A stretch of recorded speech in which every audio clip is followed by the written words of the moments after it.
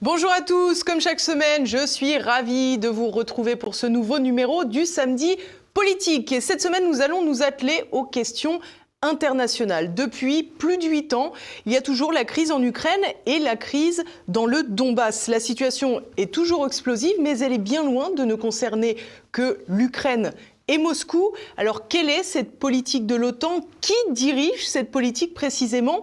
Quel rôle doit jouer la France dans ce jeu d'échecs? C'est à toutes ces questions que nous allons tenter de répondre. Mais en attendant, comme chaque semaine, n'oubliez pas de commenter, de partager et bien sûr de cliquer sur le pouce en l'air juste en bas de cette vidéo pour améliorer son référencement. Allez, c'est parti!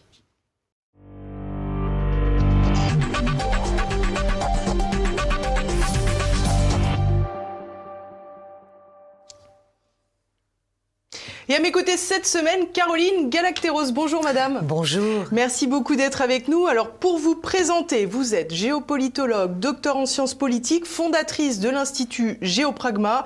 Et sans trahir un secret, je crois que vous conseillez Éric Zemmour sur les questions diplomatiques. Une fois que c'est dit, on passe aujourd'hui à la question qui va nous occuper. Caroline Galacteros, depuis plusieurs semaines, les médias parlent à nouveau du conflit à la frontière entre l'Ukraine et la Russie. On sait que c'est un conflit qui a débuté en 2013, essentiellement avec la révolution du Maïdan, dit-on. Les États-Unis parlent depuis plusieurs jours, plusieurs semaines, d'une attaque imminente de Moscou sur l'Ukraine. Que pensez-vous de ces allégations ? Je pense qu'il y a une grande part d'hystérie méthodique et organisée.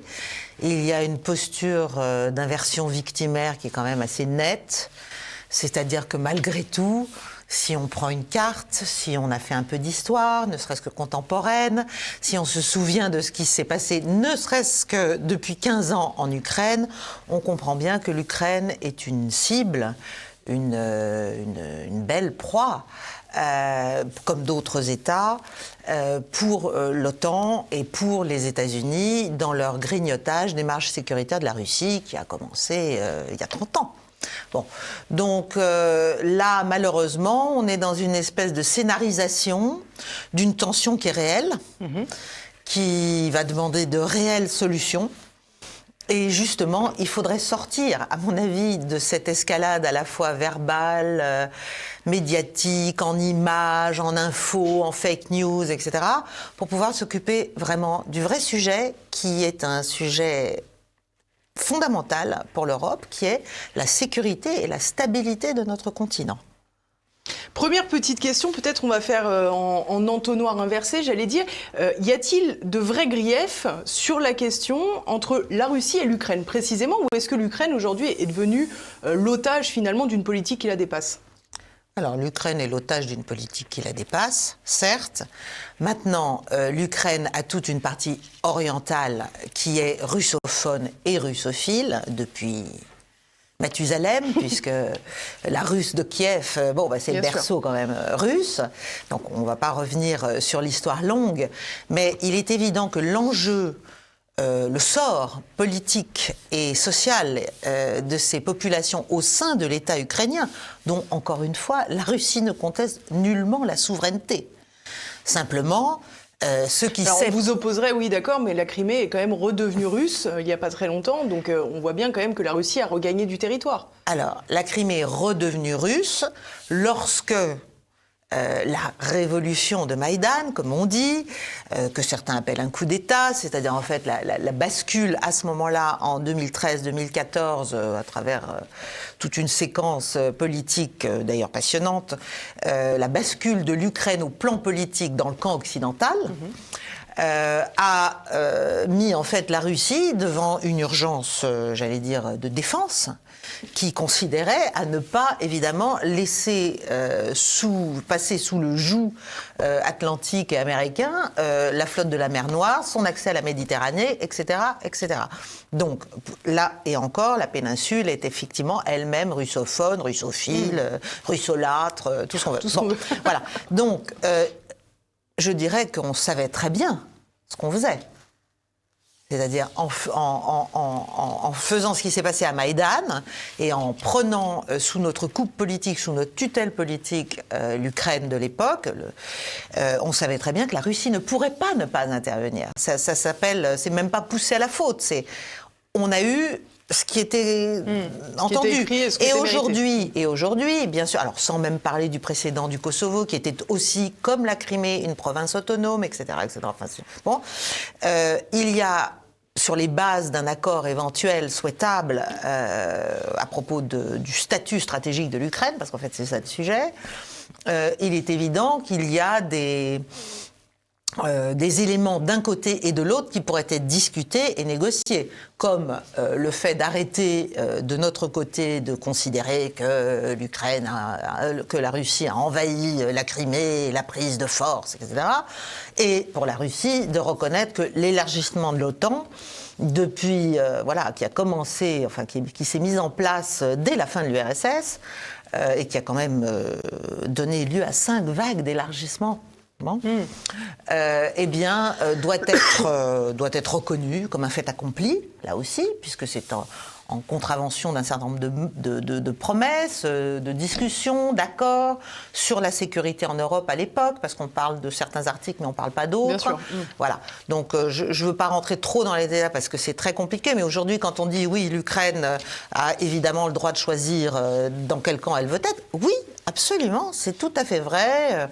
La conférence de 1990 l'a dit, l'OSCE en 1975, enfin qui ne s'appelait pas OSCE à l'époque, l'a reconnu.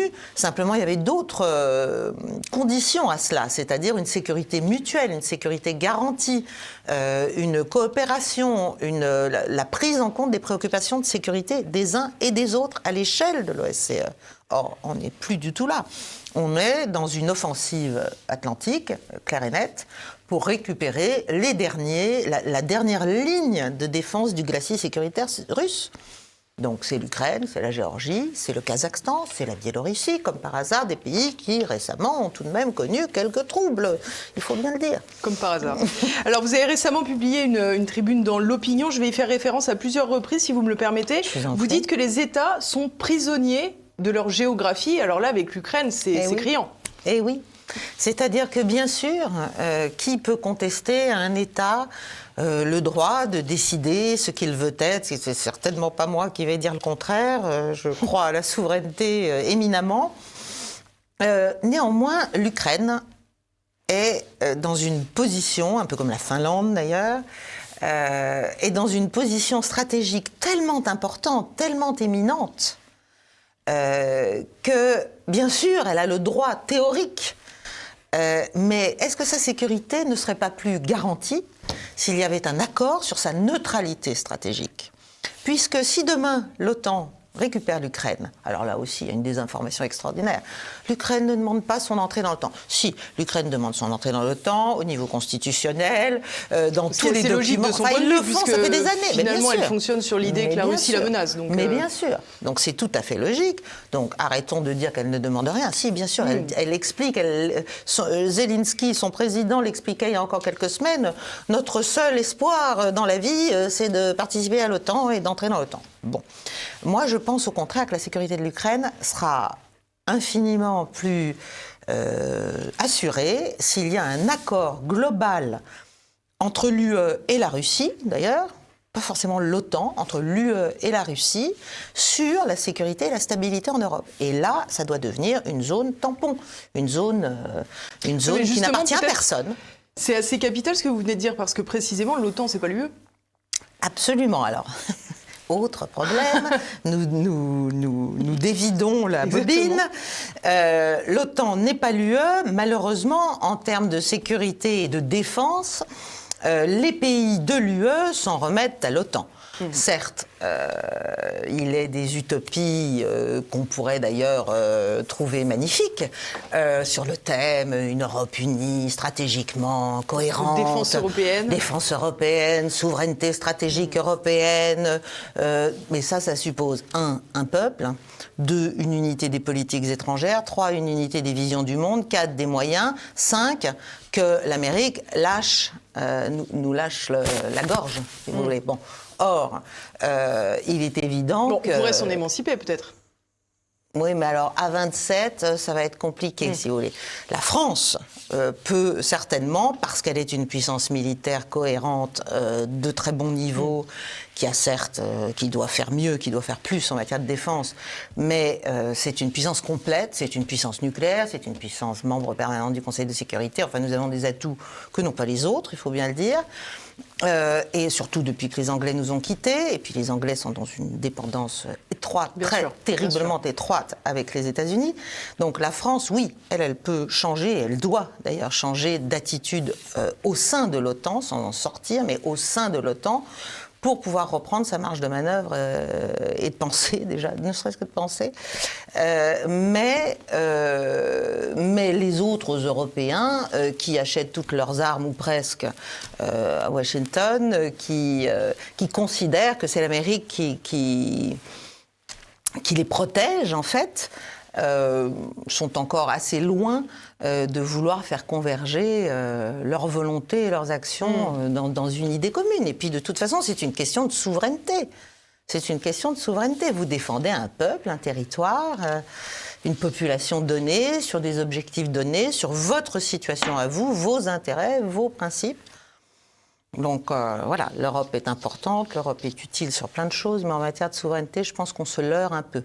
De toute façon, l'idée américaine a toujours été, géopolitiquement, de prendre l'Europe sous son contrôle et de l'empêcher de se rapprocher de la Russie, d'où l'élargissement à la fois de l'OTAN et de l'UE, qui ont été véritablement des processus parallèles. Ça a d'ailleurs été théorisé assez officiellement, je pense à Brzezinski, mais pas uniquement. Oui, mais bien sûr, mais ça fait un siècle, c'est depuis Mackinder et Spykman. Je veux dire, c'est la grande géopolitique anglo-saxonne, on va dire, considère que l'Eurasie, puisque nous faisons partie de l'Eurasie, on l'oublie un peu, mais on est l'isthme eurasiatique, l'Eurasie, c'est le centre du monde.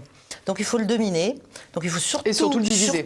Il faut le divider et impera. Donc il faut le diviser pour le dominer, le fragmenter, etc.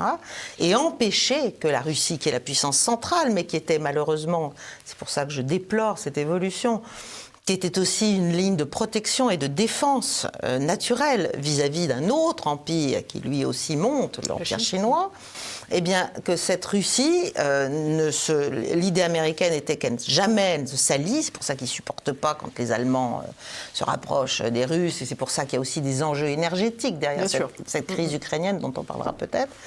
Mais voilà, il faut essayer de contrer ces espèces de fausses fatalités. La fatalité, c'est qu'il faut qu'on s'entende et qu'on fasse un grand partenariat pour notre sécurité commune. Alors, je vais revenir sur cette question entre l'Ukraine et la Russie. Je vous propose d'écouter quelques propos de l'ancien ambassadeur de Russie en France, Alexandre Orlov. Ce n'est pas une crise entre la Russie et l'Ukraine, mais c'est la crise entre la Russie et l'OTAN, et la Russie et les États-Unis d'Amérique. Et ce que nous voulons éviter, c'est la reproduction de la crise de Cuba de 1962.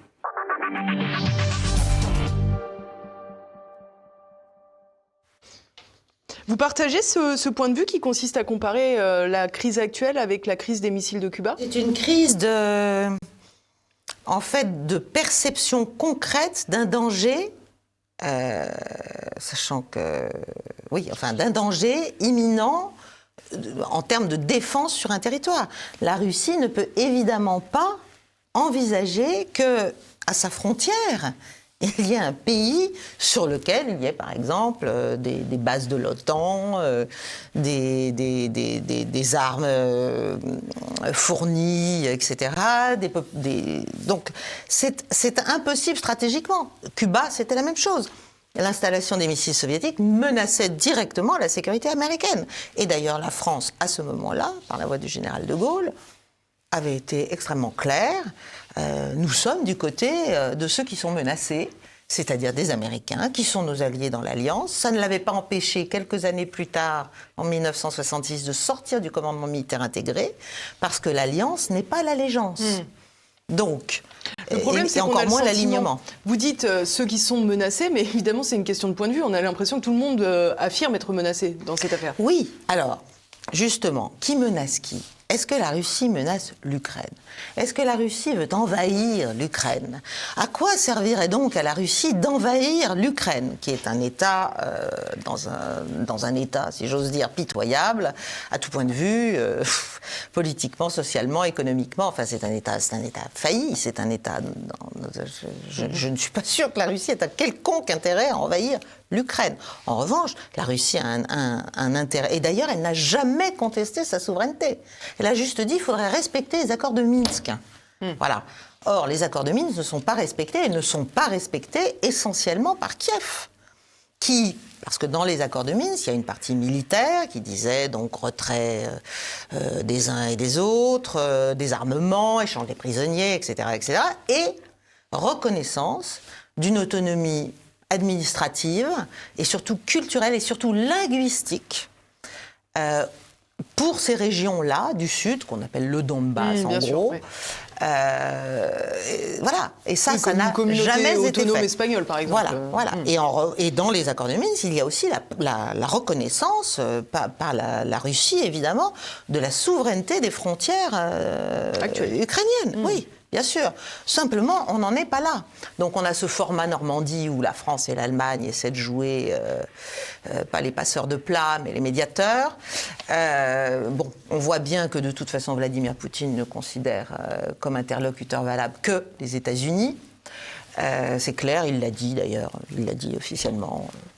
On voit pas très bien quoi. Oui, je ne veux pas perdre de temps, quoi. Voilà. Il est évident que les Allemands ont des intérêts très compliqués parce que eux, évidemment, ont intérêt énergétiquement à rester très liés à la Russie, mais sont en même temps, d'abord, l'armée la plus intégrée de l'Alliance Atlantique, quand même. Deuxièmement, dans un alignement stratégique et politique avec les États-Unis qui est complet. Il y a un avant après Merkel sur ce point, d'ailleurs. Je remarque que la nouvelle ministre des Affaires étrangères allemande est une verte. Je remarque que la plateforme de gouvernement qui est sortie il y a déjà quelques mois, un peu avant au moment où la coalition s'est formée, dit clairement, en fait, réaffirme clairement l'alignement de l'Allemagne sur l'Amérique pour tout ce qui est de l'ordre de la sécurité et de la défense. Ce qui est quand même, pour nous, enfin, ça a des conséquences sur ce qu'on appelle le couple franco-allemand, sur la relation franco-allemande. Sur les questions de défense, le couple franco-allemand, c'est plutôt le couple franco tout seul, quoi. C'est ça, oui, c'est ça. C'est ce que m'avait dit d'ailleurs un ami allemand. Il m'avait dit le couple franco-allemand, c'est essentiellement un couple qui fait chambre à part et qui a une vie sexuelle déprimante. Eh ben d'accord. Voilà. Donc c'est un peu familier, mais c'est pas faux. Et sur la question de l'OTAN, alors on sait que le président Macron a une capacité à dire tout et son contraire, mais il avait évoqué cette phrase qui avait fait beaucoup couler d'encre, que l'OTAN était en état de mort cérébrale. Quel est votre point de vue? Qu'en est-il aujourd'hui? Non, mais moi j'ai toujours dit que c'est la France qui est stratégiquement en état de mort cérébrale et qu'il est absolument urgent qu'elle se remette en état d'exister à la place qui doit être la sienne sur la planète, dans le monde. Non, l'OTAN n'est pas du tout en état de mort cérébrale. Ça, c'est wishful thinking. Hein, voilà.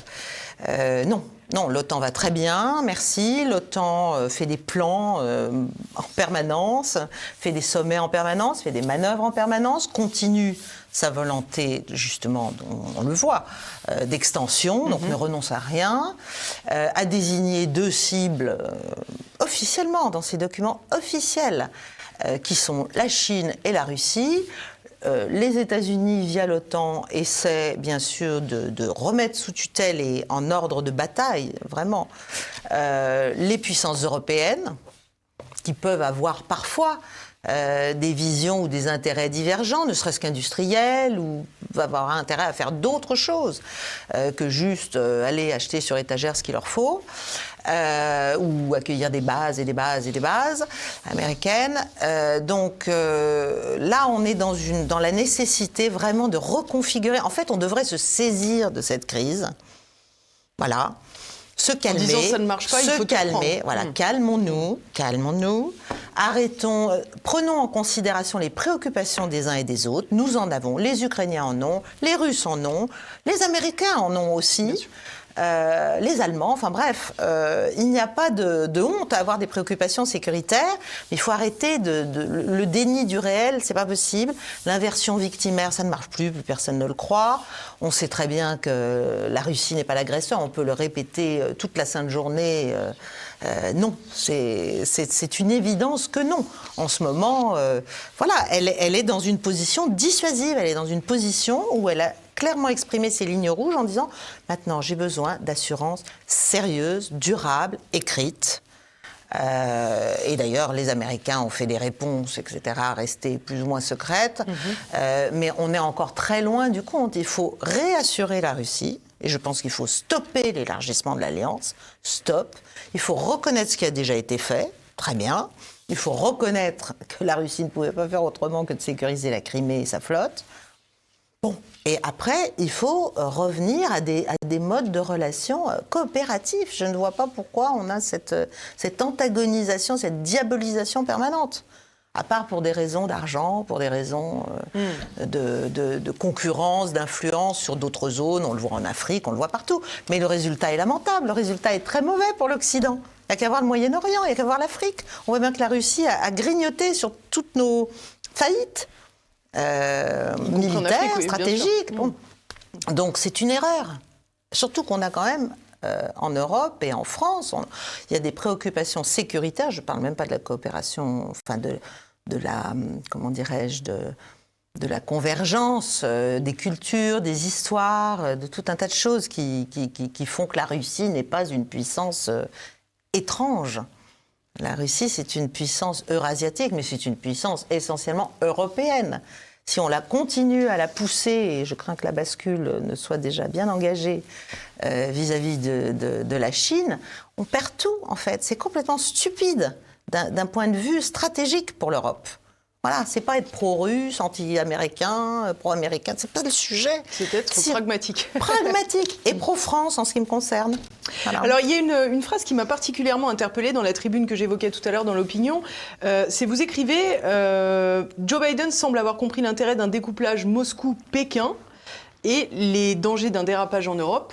L'État profond, lui, n'en a cure. Alors, je dois dire que ça m'a interpellée, évidemment, pas pour tout ce dont on pourrait imaginer, l'État profond, les Illuminati, les reptiliens, c'est évidemment pas du tout le propos que vous tenez. Non, mais il vaut mieux le préciser. Oui. Mais j'ai trouvé que c'était très intéressant parce qu'on entend aussi dire beaucoup que Joe Biden, finalement, il est là pour l'image et qu'il ne sert pas à grand-chose, quoi. Oui, mais c'est-à-dire qu'il y a, d'ailleurs pas qu'aux États-Unis, nous avons, nous aussi, un État profond. Notre propre président l'avait reconnu. Absolument. Bon, donc, il y a aux États-Unis, contrairement à ce qu'on laisse toujours entendre, on explique, mais oui, mais il y a tellement, c'est un tel capharnaüm, il y a tant d'agences de renseignement, il y a tant de think tanks, la politique étrangère américaine, elle évolue, ça va, ça vient, ça change, ça bouge. Non. Il y a des permanences, il y a des fondamentaux, j'en ai évoqué un tout à l'heure, sur l'attitude vis-à-vis de l'Europe, comme en fait profondeur stratégique américaine, et nécessaire enjeu de tutelle. Il y a donc des profondeurs, c'est ce qu'on appelle l'État profond. Donc qui est au service de tout cela ? Bien sûr l'administration, mais c'est totalement transpartisan, si vous voulez. Bon, on l'a vu avec Donald Trump, et on le revoit un peu avec Biden. C'est-à-dire que dans les équipes de Biden, y a des gens qui sont absolument farouchement, j'allais dire pavloviennement, anti-russes, primitifs, pour diverses raisons.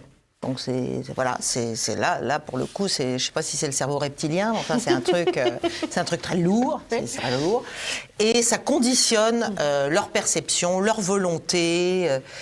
La politique internationale, c'est une affaire de géographie, mais c'est une affaire de perception. Et quand les perceptions sont sclérosées, enquistées, servies par des intérêts économiques puissants, c'est très difficile.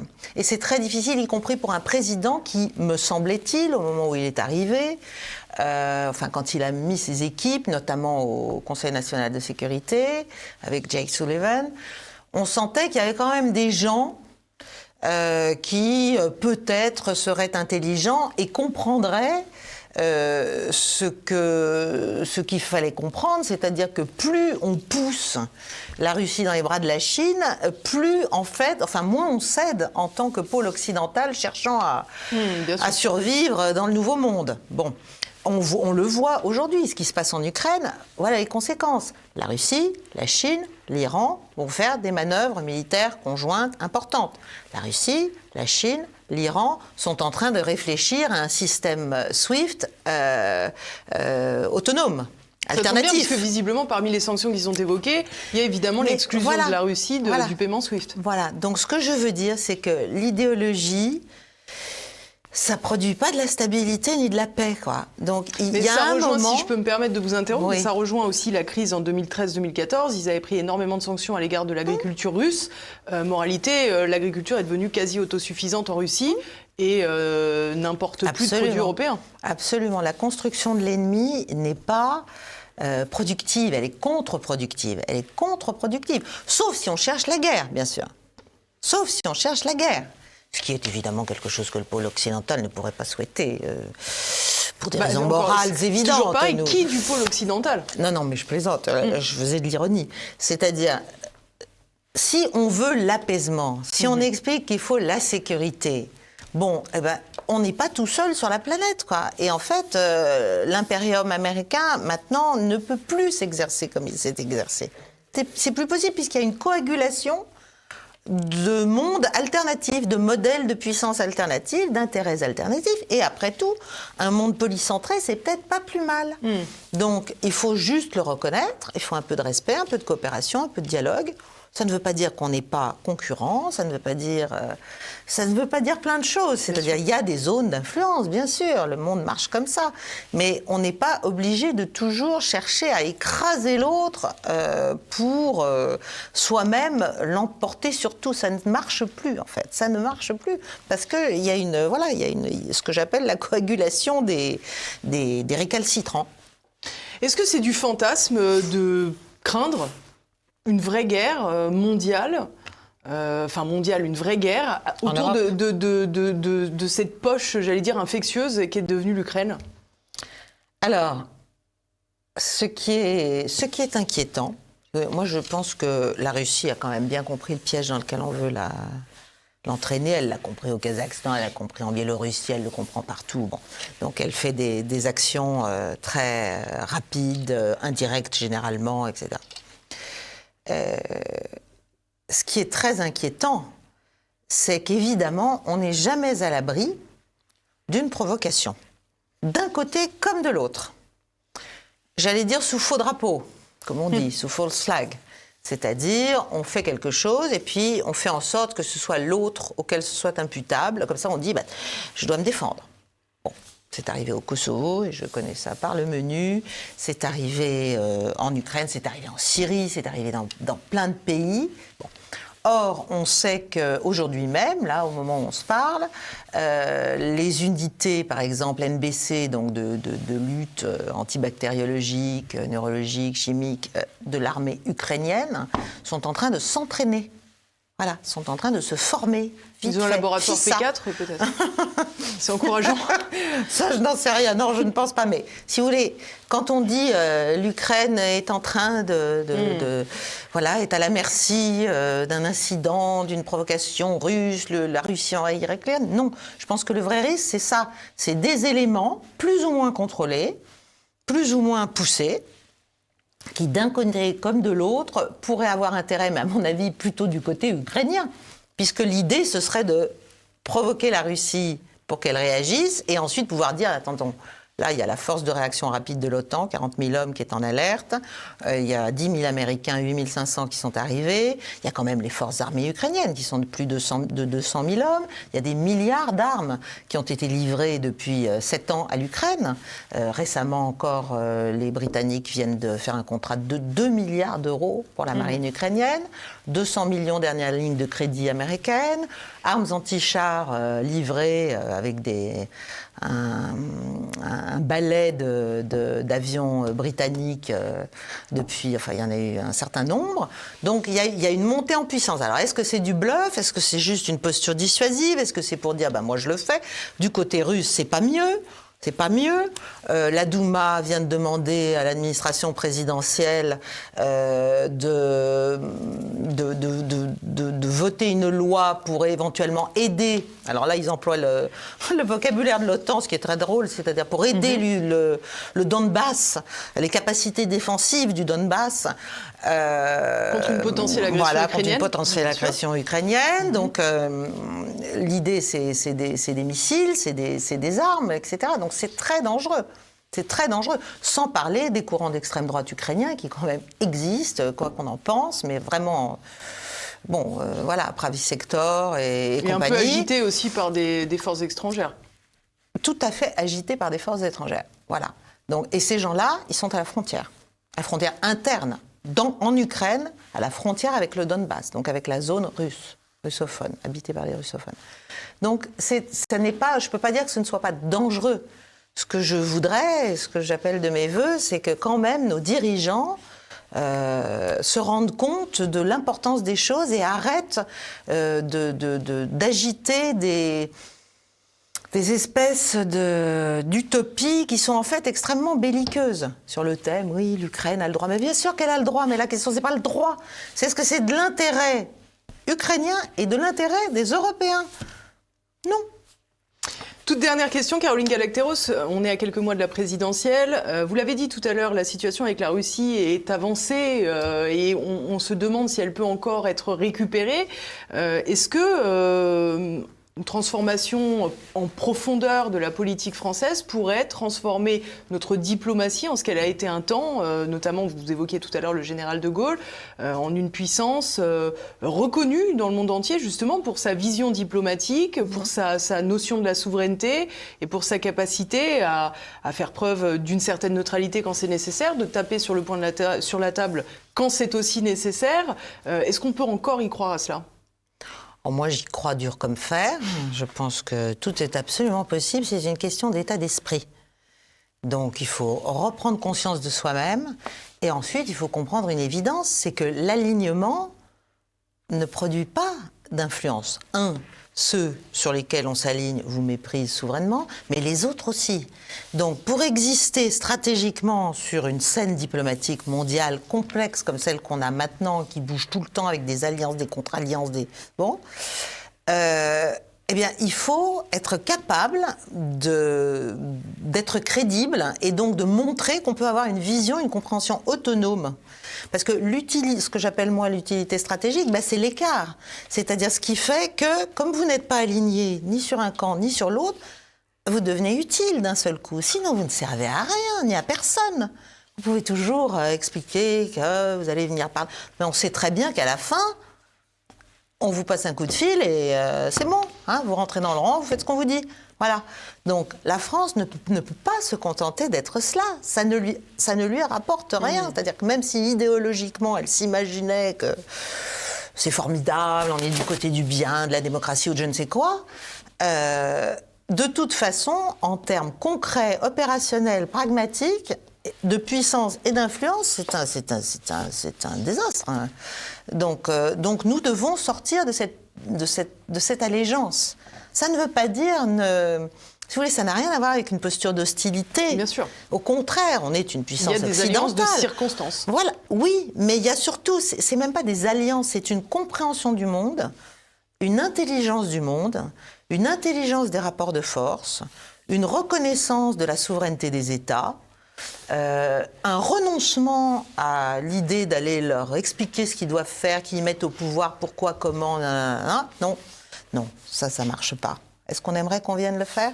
Bon, chez nous, voilà.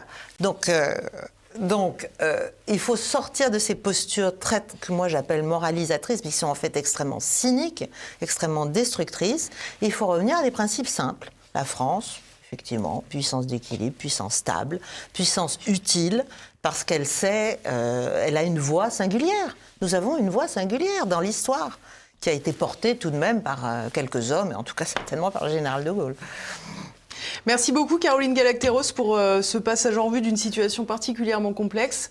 Merci beaucoup d'être venue jusqu'à nous. Je vous en prie, c'était un plaisir. Merci à tous de nous avoir suivis. On se retrouve la semaine prochaine pour un prochain numéro. En attendant, n'oubliez pas, il faut commenter, partager, bien sûr. Cliquez sur le pouce en l'air juste en bas de cette émission pour qu'elle soit bien diffusée. À la semaine prochaine.